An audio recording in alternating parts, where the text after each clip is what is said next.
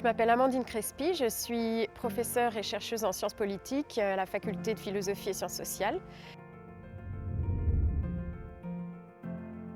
J'analyse la manière dont les décideurs européens, qu'il s'agisse des chefs d'État et de gouvernement, de la Commission européenne, de la Banque centrale ou de l'Eurogroupe, essayent de mettre en place des nouveaux instruments et des nouvelles ressources finalement pour essayer d'endiguer cette récession et de lutter contre les conséquences sociales néfastes.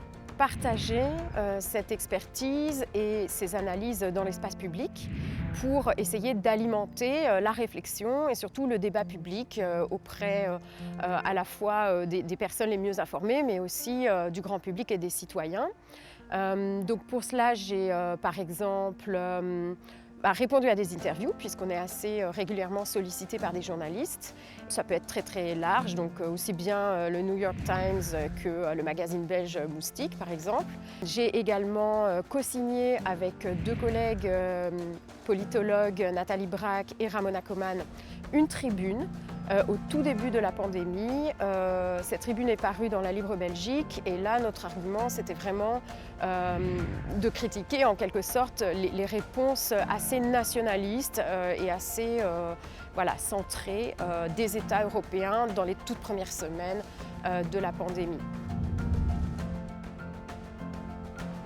Malheureusement, les jeunes vont être parmi les personnes les plus impactées par les conséquences de la pandémie, notamment à cause de la problématique du chômage. C'est justement un moment pour être vigilant par rapport aux décisions politiques qui sont prises et pour s'engager et proposer de nouvelles solutions, de nouvelles idées, si l'on veut que le monde d'après, comme on dit, soit différent du monde d'avant.